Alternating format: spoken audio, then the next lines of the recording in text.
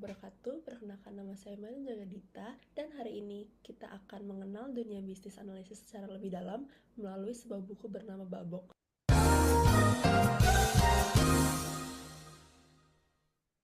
atau Business Analyst Body of Knowledge. Nah, Babok ini merupakan sebuah panduan internasional yang digunakan oleh para praktisi bisnis analis di seluruh dunia untuk membantu organisasi dalam mengidentifikasikan kebutuhan bisnis dan juga memberikan solusi yang bernilai dan juga efektif. Nah, tapi sebelum kita masuk ke dalam isi detailnya, mari kita pahami dulu apa sih itu Babok. Babok itu adalah sebuah singkatan dari Business Analysis Body of Knowledge, yaitu sebuah panduan yang disusun dan juga diterbitkan oleh IIBA, yaitu International Institute of Business Analysts. Nah, Babok ini bukan sekedar buku teori, melainkan isinya penuh dengan kumpulan praktik terbaik, kerangka kerja, teknik, dan juga kompetensi-kompetensi yang menjadi acuan standar global profesional. Nah, dengan memahami Babok, seorang bisnis analis dapat bekerja secara sistematis, terarah, dan juga konsisten dalam menghadapi berbagai jenis perubahan yang terjadi dalam sebuah organisasi. Nah, Babok sendiri terdiri dari berbagai macam bagian utama yang saling terhubung. Nah, bagian inti dari Babok adalah 6 knowledge areas, yaitu area-area kerja utama yang mencakup seluruh siklus hidup analisis bisnis, mulai dari tahap perencanaan, pengumpulan informasi, analisis kebutuhan, hingga evaluasi solusinya. Nah, selain itu, Babok juga membahas kompetensi dasar yang harus dimiliki seorang bisnis analisis, yaitu underlying competencies, serta berbagai macam teknik analisis yang berjumlah lebih dari 50 teknik, dan juga pendekatan-pendekatan khusus yang disebut sebagai perspektif yang diterapkan dalam konteks tertentu seperti agile, IT, bisnis arsitektur, dan juga bisnis intelligence. Nah, Babok ini tidak hanya penting untuk bisnis analis saja, tetapi juga sangat relevan bagi manajer proyek, produk owner, konsultan, bahkan profesional di bidang IT, dan manajemen-manajemen yang ingin memastikan bahwa setiap solusi yang mereka implementasikan benar-benar berakar dari kebutuhan yang nyata dan juga terarah pada pencapaian nilai bisnisnya. Dengan kata lain, memahami Babok membantu kita untuk tidak hanya bertanya apa yang harus kita bangun, tetapi lebih jauh lagi, seperti mengapa kita membangunnya, siapa yang membutuhkannya, dan bagaimana dampaknya terhadap sebuah organisasi. Nah, sekarang kita akan masuk ke dalam penjelasan inti dari masing-masing knowledge area yang ada di Babok. Knowledge area yang pertama adalah Business Analysis Planning and juga Monitoring. Di dalam area ini, seorang bisnis analis itu bertugas untuk merancang pendekatan analisis bisnis yang akan digunakannya. Artinya, sebelum melakukan analisis apapun, kita perlu merencanakan terlebih dahulu pendekatan apa yang paling sesuai, siapa saja stakeholder yang harus dilibatkan, bagaimana kita akan mengelola requirement, serta bagaimana kita akan mengevaluasikan kinerja aktivitas analisis itu sendiri. Nah, perencanaan ini akan menjadi fondasi dari seluruh kegiatan bisnis analisis yang akan dilanjutkan ke depannya. Setelah perencanaan dilakukan, kita akan masuk ke elicitation and juga collaboration.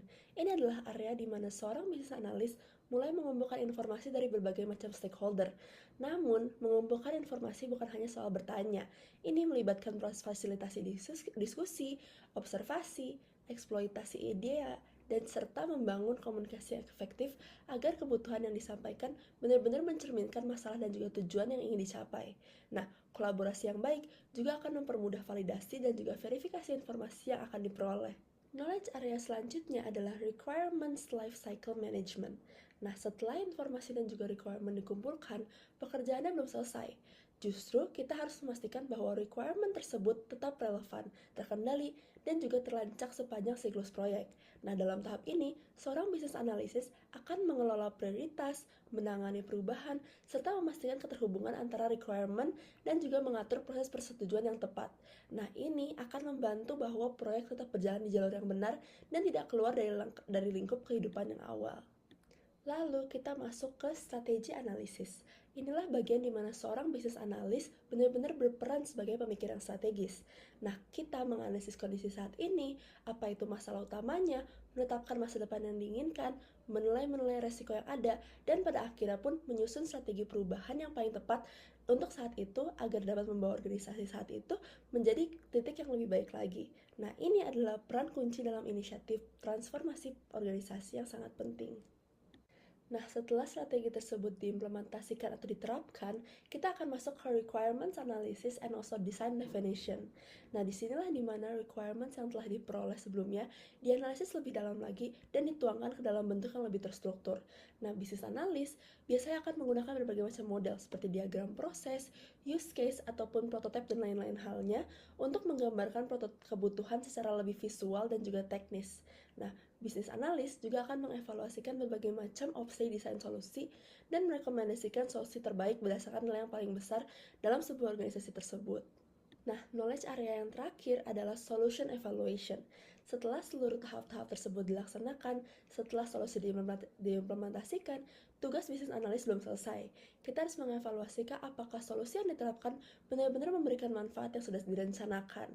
Nah, apabila ada celah ataupun kekurangan, bisnis analis akan menganalisikan sumber masalahnya dan juga merekomendasikan perbaikan agar solusi tersebut dapat menjadi lebih optimal.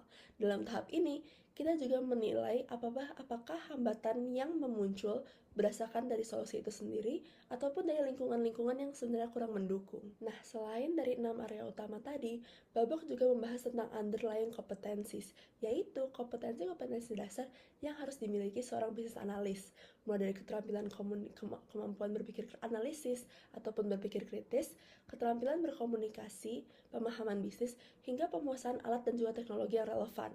Nah, Babok juga menyediakan lebih dari 50 teknik yang dapat digunakan dalam setiap tahap analisis, seperti brainstorming, data modeling, prototyping, hingga SWOT analysis dan lainnya.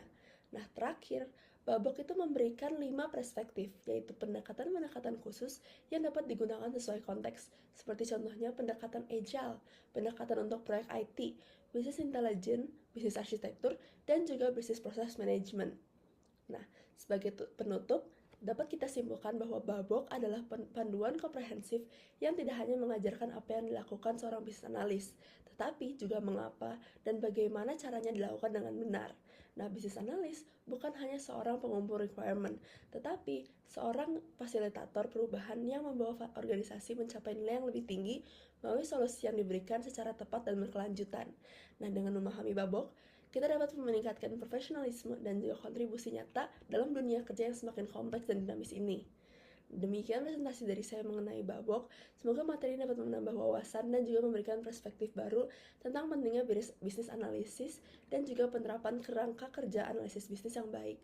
Sekian dari saya, terima kasih banyak.